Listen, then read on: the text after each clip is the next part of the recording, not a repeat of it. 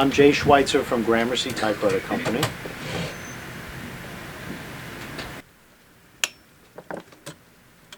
I've really been working here with the owner and operator of the shop, Paul Schweitzer, who's my father. The company started in 1932 by his father.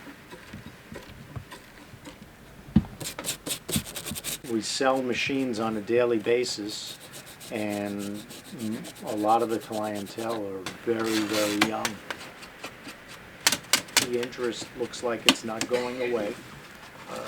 It really never did go away, but the resurgence in the last 10 years has been somewhat surprising in the digital age we live in now.